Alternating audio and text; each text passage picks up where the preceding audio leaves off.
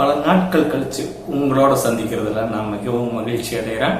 அதுவும் நம்ம இன்னும் 2 நாட்கள் 3 நாட்களே இருக்கக்கூடிய வேலையில உங்களை சந்திக்கிறது, அதாவது தேர்தல் நாளுக்கு நாம ஓட்டு போடக்கூடிய நாளுக்கு கொஞ்சம் 2 நாள் இடைவெளியில இருக்கிறப்ப நான் உங்களை சந்திக்கிறதுல பெரும் மகிழ்ச்சி அடைகிறேன். அதுவும் நாம் தமிழர் கட்சி எப்படிப்பட்ட களவேலையை செஞ்சிருக்கிறாங்க, உறவுகள் எப்படி அண்ணனுக்கு ஒத்துழைச்சிருக்கிறாங்க, வீடு வீடா துண்டரிக்கிறது என்ன, போய் கம்மமா சுவரொட்டி ஒட்டுறது என்ன, வீடு வீடா போயிட்டு திண்ணை பரப்புரைன்னு சொல்லிட்டு அரசியல் புரிதல் கொடுக்கறது என்ன, வாகனை பரப்புரை பண்றது என்னன்னு வித்தியாசமா பல வழிகள்ல அண்ணனுடைய நம்மளுடைய சின்னம் மை சின்னம், புதிய சின்னம் மை சின்னத்தை கொண்டு போய் சேர்த்து வைக்கிறாங்க. அப்படின்னா உண்மையாலும் மிகப்பெரிய விடயம். அப்படிப்பட்ட உழைப்பினுடைய விடை என்ன அப்படின்னு கேட்டீங்கன்னா கண்டிப்பா வெற்றி அப்படிங்கறது பலதரப்பட்ட மக்கள் சொல்றத வச்சு நம்ம கேட்கிறப்ப அது உறுதியா நம்ம ஓப்பனாவே சொல்ல முடியுது. சரி, இப்ப விஜய் அண்ணா இருக்கிறாங்கல்ல, அவங்க ஒரு பாட்டை வெளியிட்டு இருந்தாங்க. அதுல விசில் அடிக்கிற மாதிரி ஒரு இது வச்சுட்டு மைக் சின்னத்தை வச்சு ஒரு போஸ்ட் வெளியே வந்திருந்தது. அதே சமயம் மைக்கை எடுக்கவான்னு சொல்லி அதுல கேம்பெயின் பண்ணவா மைக்கை எடுக்கவான்னு சொல்லி மிக ட்ரெண்ட் ஆகிட்டு அண்ணனுக்கு மிக சப்போர்ட்டா விஜய் இதுல இறங்கி இருக்கிறார், களம் இறங்கி இருக்கிறாருங்கிறத தெளிவுபடுத்துறதுக்காக ஓரிரு தினங்களே இருக்கக்கூடிய சூழ்நிலையில இந்த தேர்தல் களத்துல தேர்தலுக்கு காத்திருக்கக்கூடிய மக்களுக்கு விஜய் தெளிவா, அதுவும் விஜய் மக்கள் இயக்கத்தில் இருக்கக்கூடிய அத்தனை பேருக்கும், விஜயோட ரசிகர்கள் அத்தனை பேருக்கும் அண்ணன் செந்தமிழன் சீமானுக்கு மைக் சின்னத்துல ஆதரவு கொடுங்கிற சொன்ன அதே வேளையில பல லட்சம் பல மில்லியன் சப்ஸ்கிரைபர்களை சந்தாதாரர்களை தனக்குன்னு வச்சுக்கிட்டு மிகப்பெரிய பல விடயங்கள்ல அவர் வழக்கு ஏற்று அவர் மேல வழக்க தொடுத்து இன்று சிறைக்கு சென்று திரும்பிய டிடிஎஃப் வாசன் அவர்களை பத்தி தான் நம்ம பேச போறோம். அதுவும் அவரும் இன்னைக்கு விஜயை தொடர்ந்து அவரும் ஒரு விஷயத்த சொல்லியிருக்கிறாரு. அதை பத்தி தான் இந்த காணொலியில் பார்க்க போறோம். உங்களுடன் நான் உயிர்மை வசந்தகுமார். வாங்க காணொலிக்குள்ள போவோம்.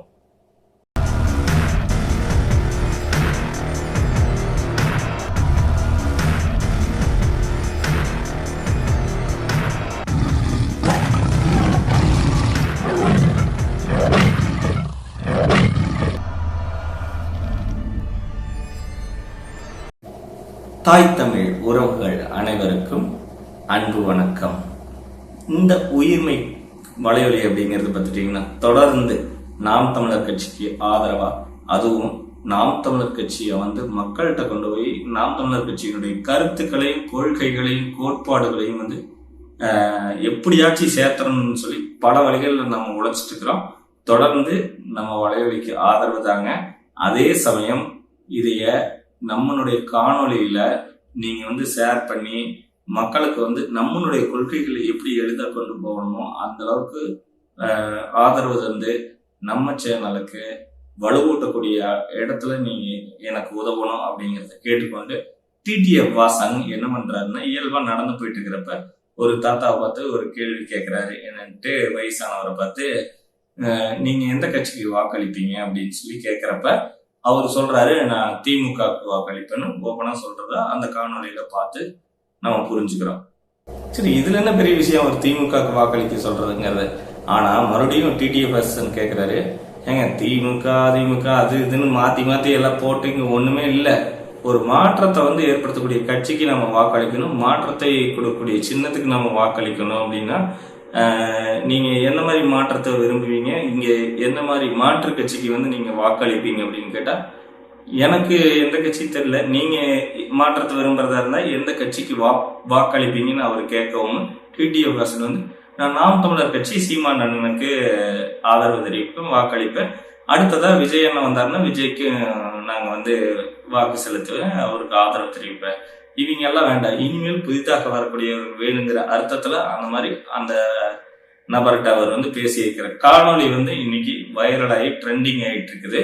அதுவும் விஜய் அண்ணா அவருடைய அந்த வரக்கூடிய படத்துல வரக்கூடிய பாட்டு முதல் ஃபர்ஸ்ட் லுக்னு சொல்லுவாங்கல்ல, அந்த மாதிரி வெளிவிட்டு இருக்கிறாங்க.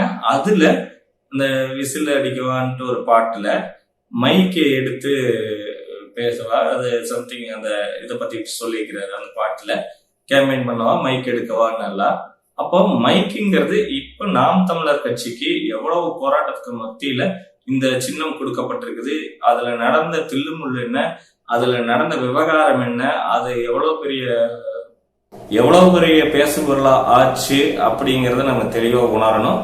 அந்த மாதிரி இருக்கக்கூடிய இந்த நேரத்துல நாம் தமிழர் கட்சியோட மைக் சின்னத்தை எப்படியாச்சும் கொண்டு சேர்த்தணும்னு சொல்லிட்டு உறவுகள் பார்த்துட்டீங்கன்னா துண்டறிக்கை அடிக்கிறது, வாகன பரப்புரை செய்யறது, குரல் ஒளி பரப்புரை செய்யறது, திண்ணை பரப்புரை செய்யறது, சுவரொட்டி வந்து பாத்தீங்கன்னா என்னென்ன விதத்துல கொண்டு போய் சுவரொட்டி ஓட்ட முடியும், அல்லது அந்த ஸ்ப்ரே பெயிண்டிங் யூஸ் பண்ணி அதை வந்து பயன்படுத்தி செவுத்துல சின்னத்தை பதிய வைக்கிறது முதற்கொண்டு, வலையொலியா இருக்கட்டும், முகநூலா இருக்கட்டும், கீச்சு பக்கமா இருக்கட்டும், இப்படி என்னென்ன பயன்படுத்த முடியுமோ அப்படி பயன்படுத்தி ஒரே நாள்ல ஓவர் ட்ரெண்டிங் ஆகிட்டு மைக் சின்னம் அப்படிங்கிறது இன்னைக்கு இன்டர்நெட்டை ரொம்ப அதிகமா வந்து ஆக்கிரமிப்பு செய்திருக்கக்கூடிய சின்னம் அப்படின்னா உண்மையாலும், அதாவது இந்த காசு கொடுத்து விளம்பரத்துக்கு கொடுப்பாங்க, அதெல்லாம் இல்ல.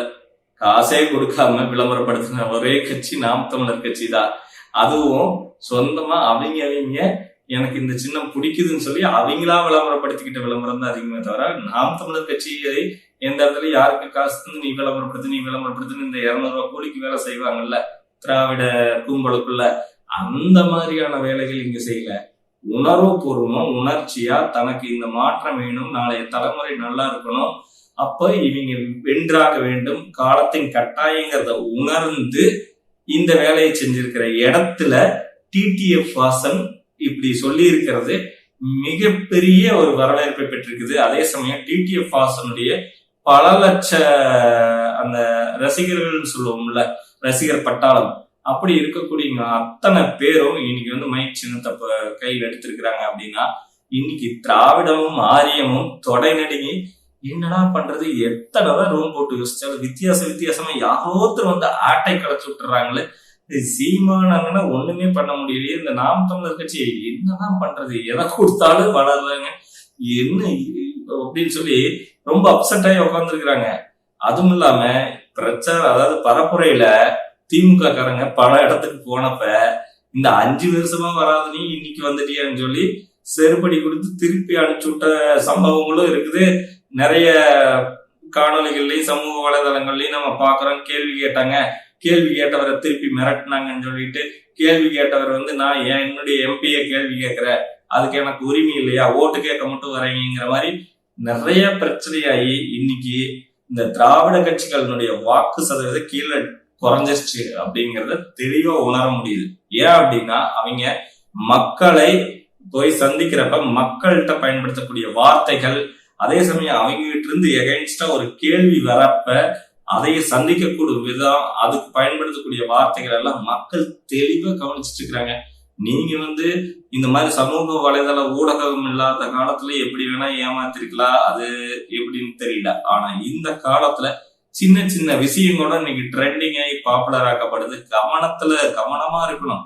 ஆனா இந்த விஷயத்துல எந்த இடத்துலயுமே நாம் தமிழர் கட்சி இல்ல. ஏன்னா நாம் தமிழர் கட்சி கொள்கையும் கோட்பாடும் உண்மையும் நேர்மையும் தலைவன் வழியில நிக்கக்கூடிய ஒரு கட்சி. அதனால தெளிவா மக்கள்கிட்ட போய் தன்னுடைய கருத்துக்களை சொல்லி தூய குடிநீர், தூய கல்வி, தரமான சமமான மருத்துவம், அதிகாரிகள் முதல் அரசியல்வாதிகள் வரை அவங்களுடைய பிள்ளைகள் வந்து அரசு மருத்துவமனையில தான் சேரணும், அரசு பள்ளியில தான் படிக்கணும் அப்படின்னு சொல்லிட்டு கொடுக்கக்கூடிய கொள்கை முறை இருக்குது பாத்தீங்களா. இது மக்களுக்கு வந்து ரொம்ப பிடிச்சி போச்சு. காரணம் என்னன்னா, இன்னைக்கு வரைக்கும் இவங்க நம்ம தலையில மிளகா அரைச்சது எல்லாமே தெளிவா மக்கள் வந்து புரிஞ்சு வச்சிருக்கிறாங்க. அதுக்கு காரணம் என்னன்னா இந்த சமூக வலைதள பக்கங்கள்னு நம்ம சொல்லலாம், காணொலிகள் நம்ம வலைவலி பக்கம்னு சொல்லலாம். காரணம் என்ன, இன்னைக்கு படிச்சவங்க நிறைய பேர் ஆயிட்டாங்க. அந்த படிச்சவங்களாம் ஒரு பக்கம் வேலைக்கு போறதுனால அந்த வேலையில இருக்கிறவங்க தனக்கு கிடைத்த நேரங்கள்ல போய் வலைதள பக்கங்களையும் வலைவலிகளையும் வந்து கீச்சு பக்கத்தையும் வந்து பயன்படுத்தி இன்ஸ்டாகிராம் இந்த மாதிரி எல்லாம் சமூக வலைதளங்களை பயன்படுத்துறதுல நிறைய காணொலிகளை வந்து ஒப்பிட்டு பாக்குறாங்க.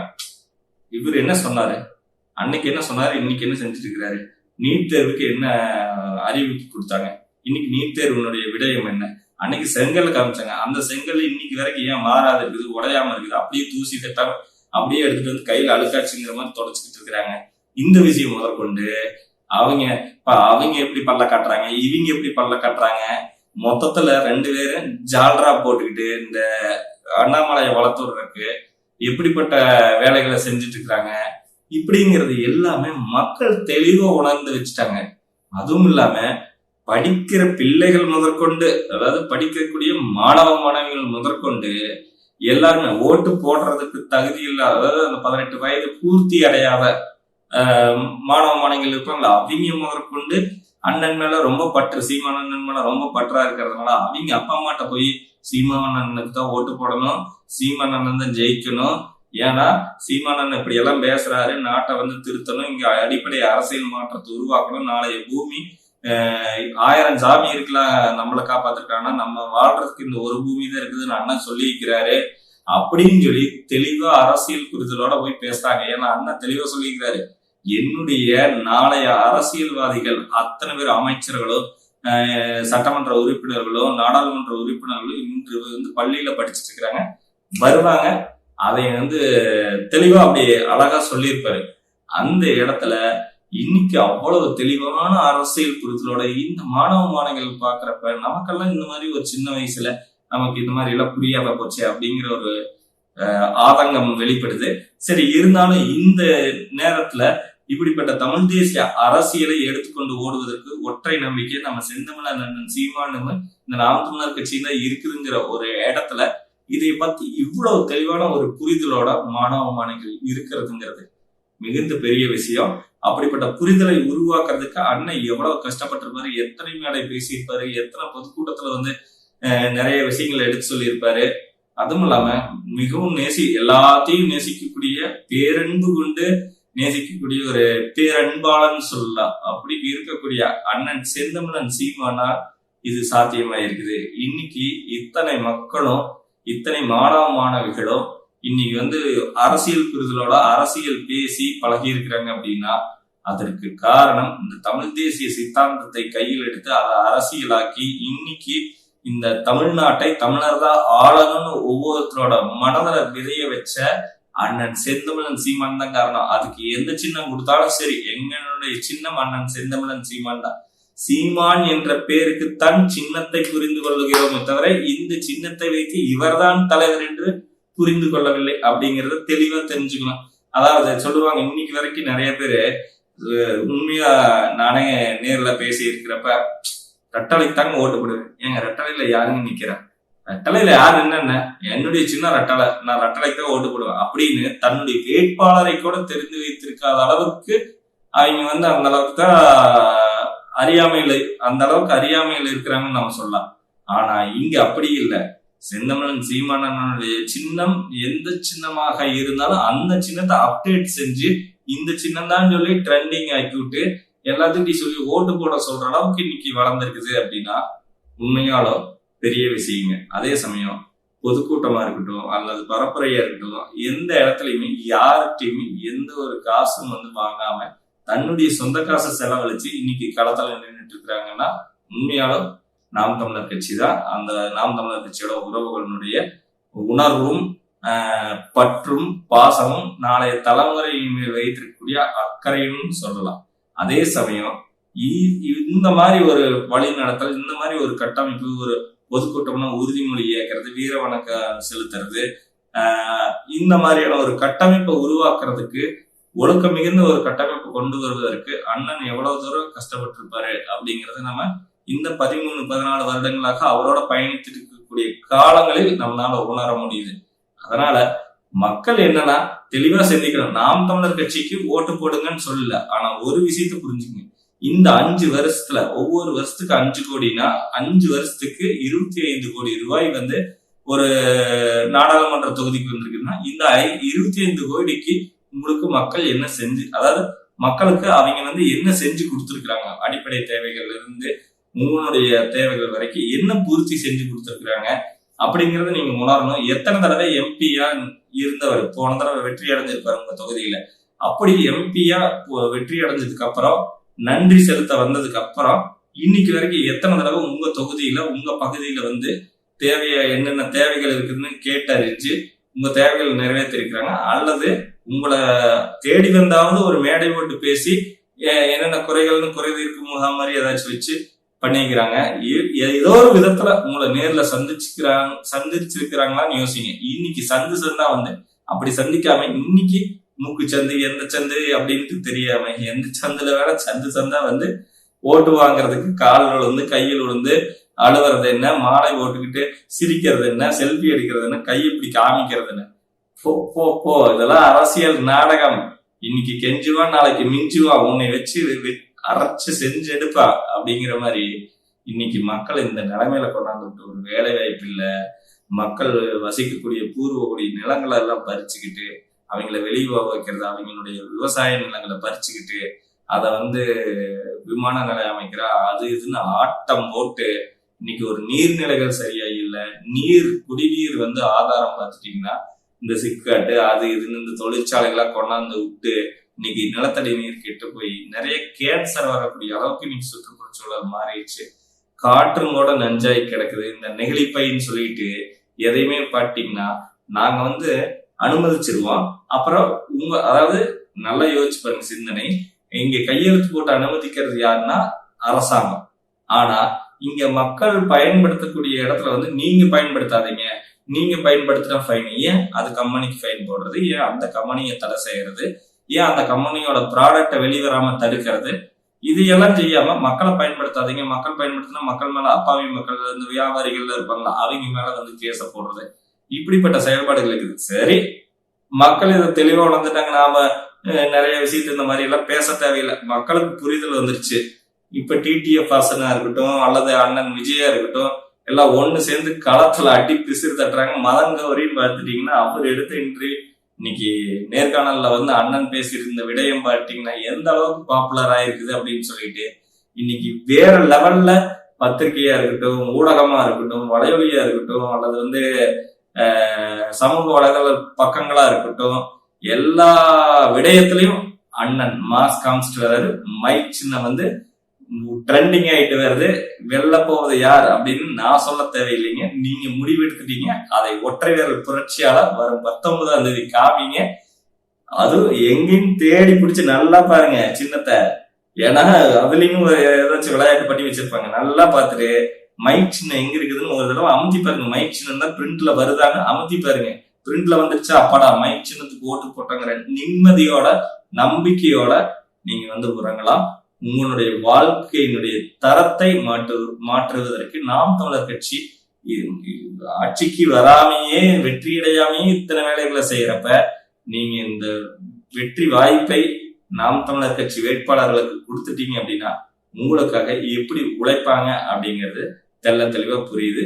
அதனால 40 தொகுதிகளில் நிற்கக்கூடிய, அதாவது தமிழ்நாட்டுல 39 தொகுதி, புதுச்சேரியில ஒரு தொகுதி, மொத்தம் 40 தொகுதிகளிலும் அதிக அளவுல முதல் பெரிய கட்சி அப்படிங்கிற அளவுக்கு பெண்களுக்கு சம வாய்ப்பு கொடுத்து 20க்கு 20ங்கிற இடத்துல, அது இங்க 19 அவங்க பிளஸ் 20 அப்படி வாய்ப்பு கொடுத்து இன்னைக்கு இந்த அளவுக்கு வந்து சம வாய்ப்பு பெண்களுக்கு ஒரு மதிப்பு தந்து ஒரு இடத்துல வச்சிருக்குன்னா அது நாம் தமிழர் கட்சி தான். அதுலயும் மருத்துவர்கள், பேராசிரியர்கள், பொறியாளர்கள், விவசாயிகள் அப்படின்னு சொல்லிட்டு சரியான வேட்பாளரை வந்து தேர்வு செய்து தரமா நிறுத்தி இருக்கிறாங்க அப்படிங்கறத நம்ம பார்க்க முடியுது. அப்ப அந்த வேட்பாளர்களுக்கு, எளிய பிள்ளைகளுக்கு, காசு இல்லாத பிள்ளைகளுக்கு, எனக்கு இந்த தேர்தலை சந்திக்கிறதுக்கு உண்மையாலுங்க யார்கிட்டையும் காசு இல்லை. திரள்நிதிங்கிற பேர்ல கொஞ்சம் தான் வசூலாச்சு. அதை வச்சு எல்லா தொகுதிக்கும் போஸ்ட் அடிச்சு தரது, எல்லா தொகுதிக்கும் இந்த பரப்புரை அமைப்புகளுக்கு தேவையான செலவுகளை கொடுக்கறதுன்னு அண்ணனும் கொஞ்சம் பொருளாதாரமா திணறிட்டு தான் இருக்கிறாரு. அந்த இடத்துல இந்த எளிய பிள்ளைகள் உங்களை தேடி வந்து